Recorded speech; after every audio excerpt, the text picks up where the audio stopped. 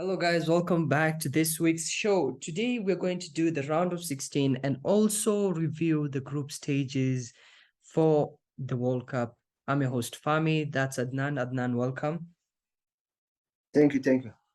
So let's start off with the group stages. The group stages ended yesterday. What did you think about them in general? Yeah, I think this has been the best group stages so far, and I think I have watched 2010 World Cup, 2014 World Cup, 2018 World Cup, and this is my 2010. I did not watch a lot because I think I was not that mature enough. But 2014, 2018, and 2022, I watched it fully. So I will go as this one as the best one because so many surprises, so many controversies, so many unexpected teams going out, the best teams going out. So for me, this has been the best World Cup, the best World Cup group stage so far. Okay, and if you were to choose like teams that surprised you in this World Cup's group stage, which would it be? And it has to be Morocco. Morocco, I think, last World Cup, 2018 World Cup, they finished bottom of their group. No one was expecting them to top their group this time, and they topped their group with the likes of Croatia and Belgium and also Japan. No one was expecting them to top a group of consisting of Germany and Spain, and they topped it. So I think the two most impressive teams have been Morocco and Japan.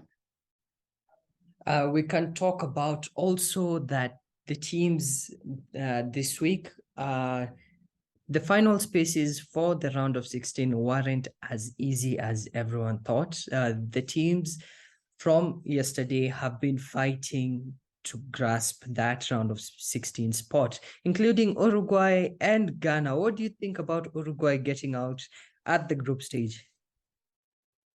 Yeah, I think so many Ghanaian fans were expecting Ghana to win it after 2010 World Cup and what Suarez did to them. They came for revenge. I think the emotions overtook their ability and they missed another penalty. But also in Uruguay, they were winning comfortably. They were comfortably winning and going to the round of 16. In the last minutes, South Korea scored and they needed a goal for them to qualify. Cavani, I think Cavani, after that Cavani penalty controversy, the penalty was denied. I think they were not happy. And Ghana got what they wanted. They saw Suarez crying and being disappointed after what he did to them. So I think they went home, but they went home happy. Yeah, we can also talk about few legends that are leaving the World Cup, their national teams, starting from Keylor Navas in Costa Rica, Luis Suarez. What do you think about this? Yeah, I think the another factor that this World Cup brings to it is so many of this generation's biggest talents are going out and they want to go out in style. But I think some were disappointed with Costa Rica.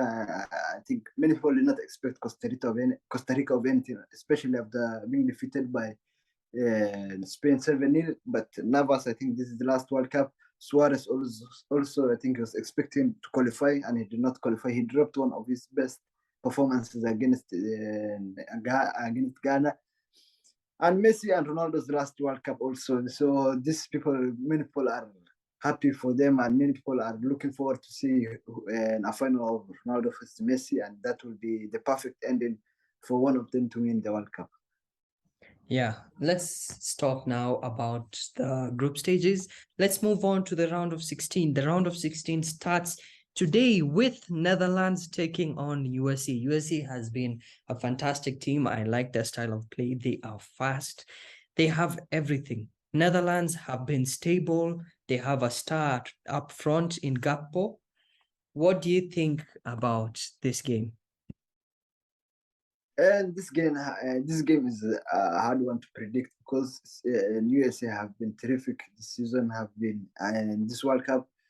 But also the Netherlands, although they were disappointing against Ecuador, they drew 1-1 and they did not play that well. But they have the stars players, they have the defense, they have the midfield, the gap, and in front also they have it. So it depends on how Luis Van Gaal plays. But also this one, I don't see any upsets against the and a loss to USA. So I'm going with the Netherlands win. Netherlands like a 2-0, 2-1 win, but a close one, a 2-1 win. I'll go for it. But I think with the likes of Van Dijk at the back, I think it will be hard. And although USA have been playing really well, they are not scoring many goals. So with Van Dijk at the back, I think they will not score. So I'll go with a 2-1. I think they will score, but just one goal. Okay. And then we move on to Argentina taking on Australia. Some might say it's an easy round of 16 game. What do you think about this? Yeah, and some people are saying that this is the easiest one. I think that will be a start padding session for Messi. I think he will score like 3 goals. So many people are underestimating Australia, but people have to know that Australia are a very defensive team. They play really well defensively, and they scored the first goal against France, although they were defeated really badly. So I will go with an Argentina win. I will not go for any upsets. I will go with an Argentina win, but not that much. And a narrow Argentina 1-0 win. Okay, we move on to tomorrow.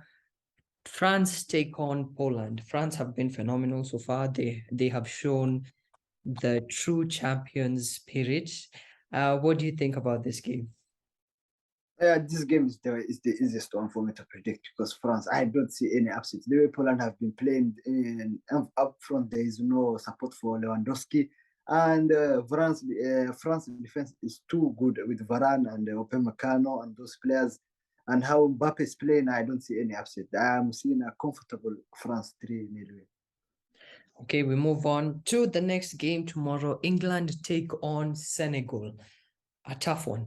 A really, really tough one. England are going to face a team that they are not afraid to attack. England have been a bit passive. What do you think about this? Yeah, this is a very hard one to predict. England versus Senegal. Many people are predicting for an England win, but I'm actually going for a surprise one. This one, there has to be a surprise. And the other games, I'm not seeing all that much of a surprise. But this game, the way England played against the USA, and although they played well against the Wales, but the Wales have not been attacking. I think Ismail Sarr will be a problem for Maguire and Stones. Although they will play Kyle Walker, but the speed of Senegal will be really bad for England. Although England have a really good midfield, so I will go for an upset, a 1-0 Senegal win. Yeah, and we can't forget that Senegal are also the champions of Africa because it's huge. Yeah, This game isn't yeah, one to just let it go through like that. We move on yeah. to Monday. Monday, Japan take on Croatia. Japan isn't a force to be reckoned with. Genuinely, their games have been phenomenal. They have survived different games in the group stage that people thought they would lose. They won against Germany. They surprised Spain. What do you think about this? Yeah, this one also another hard one. In Japan against Croatia, Croatia's midfield is too good with Brozovic, Kovacic, and Modric. I think they are very experienced and very good in that midfield. The way they drag players, the way they are very comfortable on the ball, and I think football is won in the midfield. So I will go with. Although Japan have been very impressive against Spain and Germany, but I can't see an upset. In this game is a hard one to predict. I will go for a Croatia. No, actually, I will go for a Japan win. I will go for the upset. I will go for a Japan 2-1 win. Yeah, for me, I will go for Croatia. Yeah, Croatia has been phenomenal, and of course, no one would want to see Modric leave the tournament this early, as much as Japan have been really good. We move on to Monday's other game. Brazil take on South Korea. What do you think? yeah, and this game, Brazil are the favorites for this World Cup, as everyone knows. Brazil are the favorites for this World Cup, but they did not. Although they played well against Cameroon, they lost. I think they don't have that finishing yet. But I think Neymar will come back against South Korea and with finishers and everybody fit. I don't see South Korea winning this game, so I'll go with Brazil narrow win. Brazil 2-1 win. And then the big game on Tuesday, that starts off the day. Morocco taking on Spain. Spain have been absolutely stunning on the ball. But against Japan, when Japan scored, they were like they looked toothless. They only had the ball, but they didn't do anything with it. Morocco have been playing fantastic football, uh, as you've seen. What do you think about this game? Yeah, another crazy game with Morocco against Spain. I think this one is a really hard one. And I think Morocco defensively have been very good. I think Morocco's defense is so good. And Spain, I think Spain is one of the teams that opens up teams so easily. But if they score and the team is not attacking them and pressing them, they find it very hard. If the team just sits back, they find it very hard to open them. But this one, I'm actually going for a Morocco win. I will go for a Morocco 2-1 win. Okay. And the last game on the round of 16, Portugal take on Switzerland. Switzerland had a narrow 3-2 win yesterday. Granit Xhaka has been phenomenal for them. He won the man of the match last game. And Portugal's team isn't also for jokes. They have been playing well. What do you think about this? Yeah, I think for Portugal and Ronaldo, I think Messi and Ronaldo are not going out easily. Especially, I don't think Portugal will go out against Switzerland.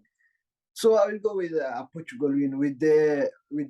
I think Ronaldo has been impressive against Switzerland. The records he has against Switzerland, the how many goals he scored. I think the Nations League, the way he played against them. I see a Portugal comfortable win. Portugal 3-1 win. Okay, I think we're done with the round of 16 draws. Want to mention right now, I'm getting news that Gabriel Jesus is out for Brazil in the World Cup. He's had an injury. What do you think about Brazil's form lately? Do you think the injuries for Jesus and Neymar right now is going to affect them? Actually, I don't think so because they have a very, very big squad for them. And I think Neymar has affected a little bit because they are not playing as impressive when they had Neymar, and now they are not playing as good because people and players were focused on Neymar, and they give chance to the likes of Rafinha, Richarlison, and finishers. But now when the game is 50-50 without Neymar, they really struggle. Sorry. And so I don't think Brazil will suffer because Jesus is missing. Although Jesus' overall gameplay is really good, but his scoring form is not at his best. I think he's not scoring goals, but his overall play is really good.